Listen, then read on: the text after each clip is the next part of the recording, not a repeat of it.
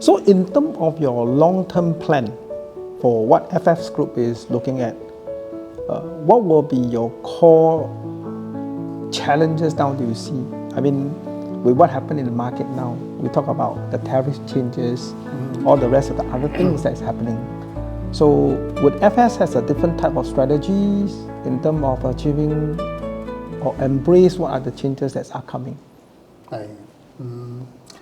其實談唔上呢啲好特別嘅市場嘅策略，都係希望能夠喺現階段根據好實際嘅中國國情變化。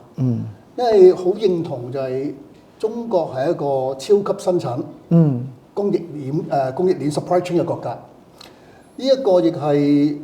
可以咁講喺中國做物流公司嘅，都係根據中國過去30年嘅發展。現階段雖然喺市場上好多國際上嘅挑戰，但係不能否認中國依係一個非常超級嘅供應鏈國家。咁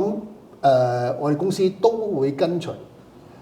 以 buy from China 中國採購嘅生意模式為主。而生意策略就希望從過往好傳統嘅物流 freight 嘅transportation 呢一方面嘅生意嘅本質，而走入去能夠打開一個同 trade commerce logistics 有關。因為我哋某程度嘅信念就係有貿易就有物流。咁當然做貿易唔係代表 FS 就轉型會做一間貿易公司，或者做嗰間工廠。咁我哋會覺得中國採購嘅海外嘅客戶需求，一定會關注翻去本地嘅，無論喺中國工廠方面，所有本地 local logistic， 包括 warehouse 啦，